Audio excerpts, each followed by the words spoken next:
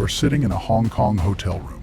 You know that the most powerful intelligence agency in the world is hunting you. You hold documents that will shatter the concept of privacy for billions of people. One click, and every US ally's Secret Service will be looking for you. You realize you will likely never see your family, your girlfriend, or your home again. You are 29 years old. You have a $200,000 salary, a comfortable life in Hawaii, and you press send. Edward Snowden didn't just leak classified documents. He exposed the largest mass surveillance program in human history. He showed that the US government monitors every call you make, every message you send, every search you type into Google. The line between security and totalitarian control has been erased. To some, he is a hero who exposed crimes against the Constitution. To others, he is a traitor who endangered national security. His story sparked a global debate on privacy, freedom, and the limits of state power. But who is Edward Snowden really? How did an ordinary system administrator get access to the most classified secrets of the intelligence community? Why did he decide to risk everything? And what happened after he pulled the trigger? Today, we tell the full story of the man who chose conscience over comfort. Prepare yourself. This story is more gripping than any spy thriller. Greetings. I'm Jin. Like and subscribe. Things are about to get interesting.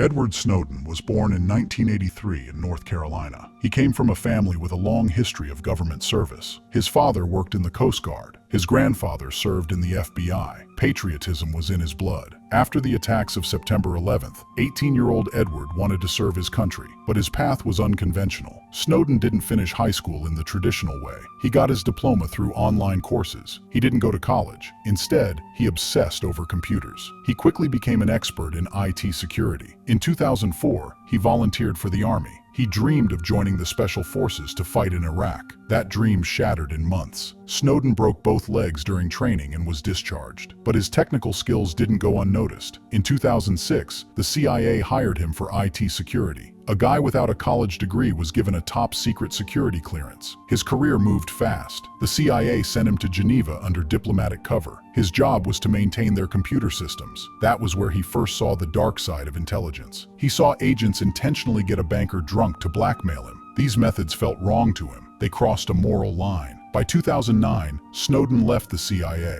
He began working for private contractors, first Dell, then Booz Allen Hamilton. These corporations handled secret contracts for the NSA, the National Security Agency, the most secretive agency in the United States. This is where it truly begins. Working as a system administrator, Snowden gained access to the NSA's internal networks. His job was to secure the systems. To do that, he needed wide-ranging access. He saw everything, every program, every operation, every secret. What he saw shocked him. The NSA wasn't just tracking terrorists or foreign spies. The agency was collecting data on everyone. Billions of people worldwide. Every call, every message, every click. Mass surveillance without warrants, without discrimination, without limits. Snowden realized he was witnessing the largest violation of privacy in history. He was faced with a choice.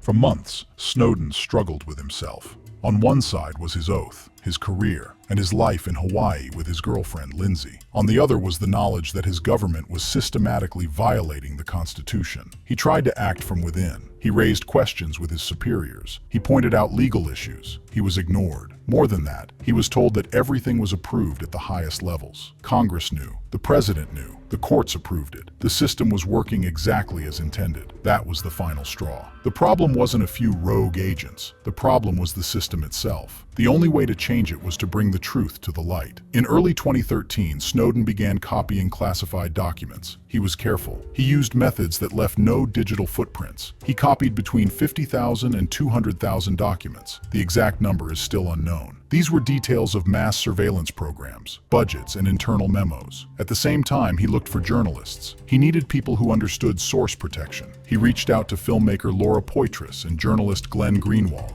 He encrypted all communications. In May 2013, Snowden told his boss he needed a leave of absence for epilepsy treatment. He told Lindsay he was going away for work. He couldn't tell her the truth. The less she knew, the safer she would be. On May 20th, Snowden flew to Hong Kong. Why Hong Kong? It was part of China but had its own legal system and a tradition of press freedom. It was a place where he had a chance to tell his story before the inevitable arrest. He checked into the Mira Hotel. He contacted the journalists. Laura Poitras and Glenn Greenwald flew to Hong Kong. They didn't know exactly who their source was or how big the story would be. When they met, Snowden said the phrase that changed everything. "My name is Ed Snowden. I used to work for the CIA and the NSA. I am ready to tell you what the government doesn't want you to know." The bomb was ready to explode.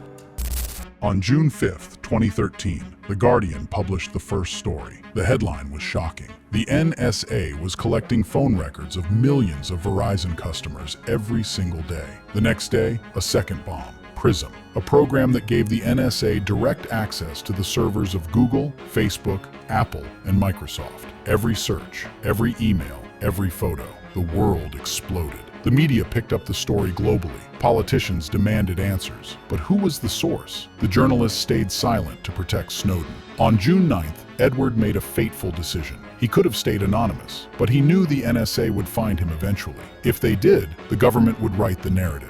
He decided to step out of the shadows. The Guardian published a video interview from his hotel room. A thin guy in glasses, sitting on a bed. He calmly explained his motives. "I don't want to live in a world where everything I do and say is recorded. That is not a world I want to live in." He was 29. He looked like an ordinary programmer, not James Bond. The reaction was instant. The US put him on a wanted list. They charged him under the Espionage Act, a crime that carries a life sentence. Secretary of State John Kerry called him a traitor. The NSA director demanded his arrest. Hong Kong received an extradition request. Snowden became the most wanted man on Earth. He had to run, but where? Most countries were too dependent on America to offer asylum. On June 23rd, just hours before Hong Kong authorities were set to detain him, Snowden flew to Moscow. The plan was to transit through Russia to Latin America. Ecuador and Bolivia had hinted at asylum. But in Moscow, a surprise waited. The US revoked his passport while he was in the air. When he landed at Sheremetyevo, he legally couldn't fly anywhere. He was stuck in the transit zone, a man without a country. For 5 weeks, Snowden lived in the airport. His lawyers scrambled for a solution. The world's media wondered where he was. Meanwhile, the leaks continued. Every new article revealed even more shocking details of global surveillance.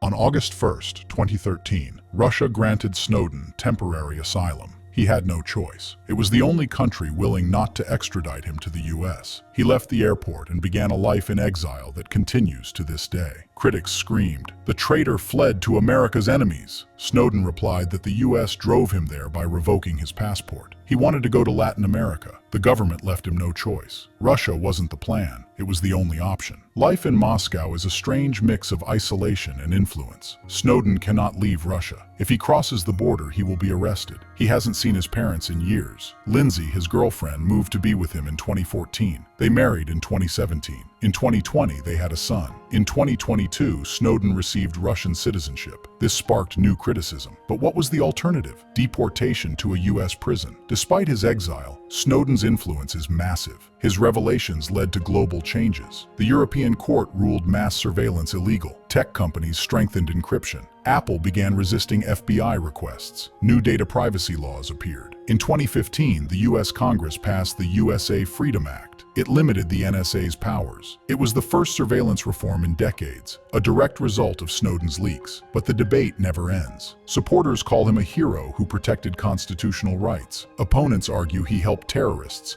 and revealed intelligence methods. Snowden says he is ready to return to the US, but only for a fair trial. Under current espionage charges, he wouldn't be allowed to argue his motives or the public interest before a jury. The story of Snowden is about the price of principles. He traded a comfortable life, a family, and a homeland for the chance to tell the truth. Was he right? The world is still debating. But one thing is certain. After Edward Snowden, we can no longer pretend we don't know. He showed us the reality of digital surveillance. Now, the choice of what to do with that knowledge is ours. His exile continues, but his legacy has already changed the world.